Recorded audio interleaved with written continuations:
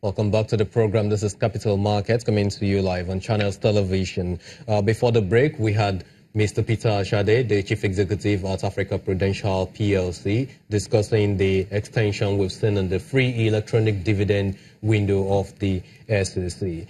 Before we wrap up with you, sir, let us look at how the savings account aspect of this initiative has helped the cost of the SEC in terms of this electronic e-dividend. Well, initially, you cannot pay your dividend with a savings account. It has to be current account. Has to be current account. But at a point in time, both CBN and SEC, they were able to broker, an agreement whereby it was possible for you to pay into a savings account. However, taken to the next level now. So rather than waiting for you to collect dividend and pay into a savings account, the best model will be a dividend is payable today, credit to all investors' account, which is the best, and it's obtainable in So this is for real now? For real now. Okay, so let's look at the issues of cost. Come March the 31st, that's the latest deadline we have. We don't know if there's going to be another extension. But come March the 31st, there will be a fee imposed on this exercise. How much is going to be imposed? Is it 1 naira 50 kobo?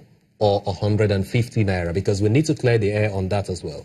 At this point in time, you have various parties that is involved here. You have the banker, you have the registrar, you have the NIPS that provide a platform that will ordinarily be involved in the process of this enrollment. A lot of discussion is currently going on to ensure that the bottom line is not even the charges. But at the end of the day, to the extent I would believe that we're going to do this platform, at SEC level now, there are several discussions that is going on to see how much will be the right price in the fixing what is. And that is why, for now, you'll be hearing 100 naira, 150, as the case may be. But that is being worked out, and I have been too sure. And for you to see SEC moving it, it is not intended that investors pay if they have their way. If all investors could key in within the time. But if not, at the end of the day, there will be fee, but the actual will still be worked out such as to be. Okay, well, finally with you, sir. These are the days, or this is the era of digitalizing operations of registrar in the capital market. What is the next level or next phase of the registrar business? Because I know at Africa Prudential, you're strategizing on a couple of things when it comes to the integration of technology for registrar business. Thank you very much. For us, we believe in virtual share registration, and we have developed a culture of innovation over a period.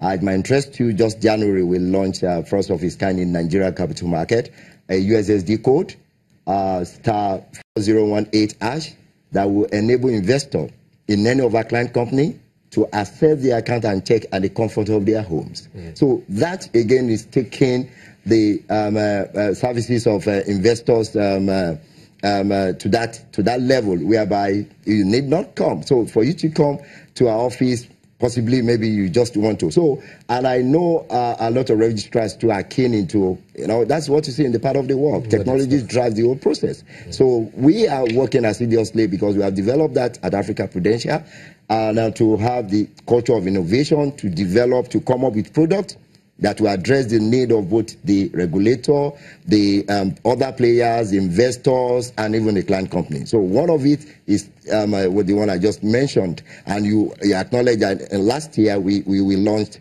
arrays of 2-3 products too that addresses investors' needs. So is this a way of preparing or bracing up for some kind of regulations that is yet to come from the SEC again? I can tell you yes. I can tell you yes, that because for us, we know the game is changing, the platform is changing, regulation is becoming stiffer, a lot of things is coming, and for you to continue to play in the market, you need to change the rule of the game. You cannot do it the same way and achieve a different result. Mr. Peter Ashade, CEO, Africa Prudential, thank you very much for making it down to this program. We appreciate your time on the show. Thank you.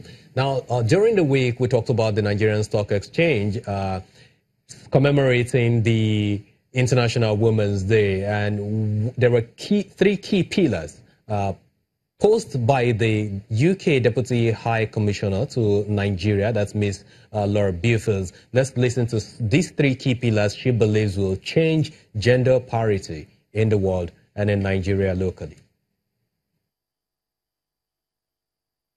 There are three main pillars that I would like to talk about: economic policies, laws and institutions, and attitudes and culture. In the policy area, I think the evidence now shows that the public and the private sector alike can support women by adopting more pro-female, pro-family approaches and policies. This can involve more, a move from family to individual taxation, providing more affordable childcare and parental leave, allowing more flexible working arrangements. Companies have a lot of freedom in this space to innovate, and a lot is already going on, as we've just heard from the Nigerian Stock Exchange.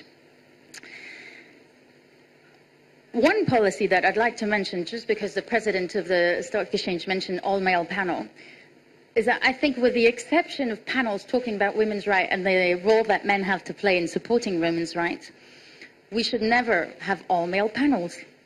Just last week I was in an event, and I won't tell you which one because you will know many of the people that were there, but an event talking about issues related that affect women, and there was a panel of 8 men. I think one thing that everyone could sign up to today, and in particular men, is to never be on an all-male panel. There's no, in my mind, there can be no justification for all-male panels in the 21st century, except when it comes to thinking about how men can contribute to women's rights and gender equality. On laws and institutions, they are equally important, of course. And we've learned that gender gaps are lower than when men and women are treated equally under the law, in terms of inheritance, property, and economic opportunity. More specifically, the evidence suggests that what seems to matter most is equal property rights for married women, default joint titling for married couples, and women's freedom to pursue a profession, get a job, or open a bank account without prejudice or partiality.